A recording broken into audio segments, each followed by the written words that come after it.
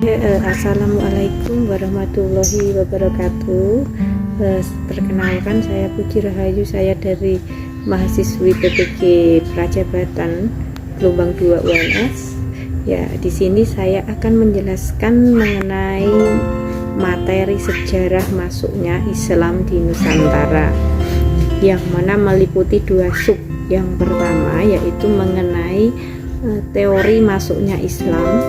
Kemudian yang kedua yaitu mengenai saluran islamisasi, apa saja yang membawa pengaruh Islam pada waktu itu. Untuk yang pertama, saya ingin menjelaskan mengenai teori masuknya Islam. Nah, ada 3 teori yang ingin saya jelaskan. Yang pertama yaitu menurut Moqueta, yang menjelaskan bahwa Islam pada waktu itu dibawa oleh orang-orang Gujarat India. Hal ini dibuktikan dengan adanya persamaan batu nisan di makam Sultan Malik Ibrahim dengan salah seorang makam yang ada di Gujarat India. Nah, itu menjadi bukti kuat bahwa Islam itu dibawa oleh orang-orang Gujarat. Kemudian yang kedua yaitu teori berdasarkan pendapat Husain Joyodiningrat. Berdasarkan pendapat Husain Joyodiningrat, Islam itu dibawa oleh orang-orang Persia atau Iran. Buktinya apa?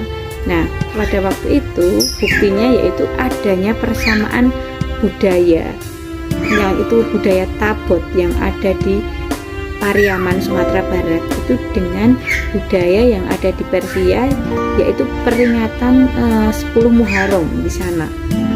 Nah, itu menjadi bukti bahwa Islam itu dibawa oleh orang-orang Persia.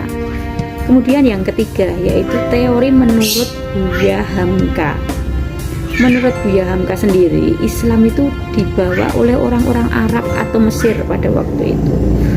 Nah, buktinya apa? Buktinya pada waktu itu banyak sekali peninggalan-peninggalan sejarah yang sudah tertuliskan dengan bahasa Arab, dengan tulisan Arab seperti kaligrafi seperti itu. Nah, itu membuktikan bahwa Islam itu dibawa oleh orang-orang Arab.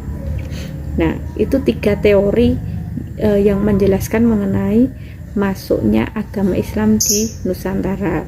Sedangkan berita dari luar itu ada 2 juga, yaitu berita Cina, yaitu berita tentang berita Cina yang bernama Mahuan salah satunya. Nah, itu juga menjelaskan bahwa di Nusantara itu sudah ada kerajaan-kerajaan Islam pada waktu itu. Nah, selain itu saya juga akan menjelaskan mengenai saluran-saluran islamisasi pada waktu itu.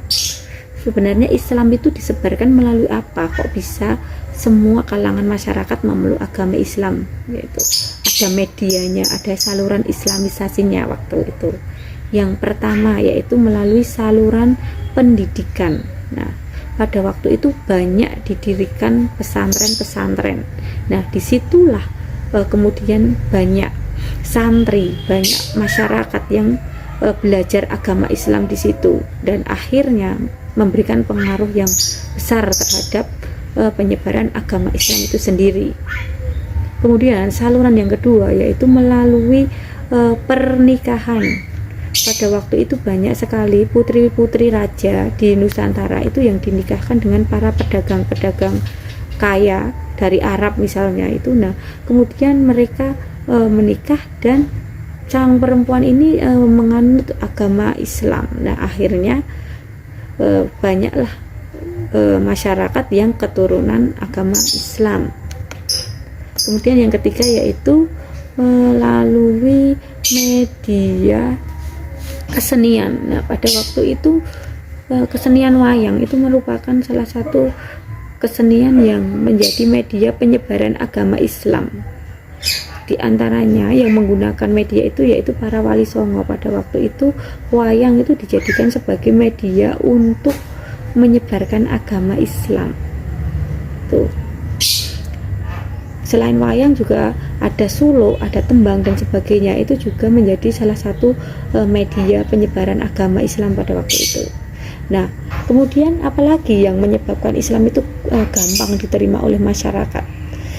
Karena dalam Islam itu tidak mengenal adanya kasta seperti halnya di agama Hindu dan Buddha. Oleh sebab itu masyarakat Nusantara segampang sekali menerima agama Islam. Tidak ada pembedaan hak juga dalam agama Islam.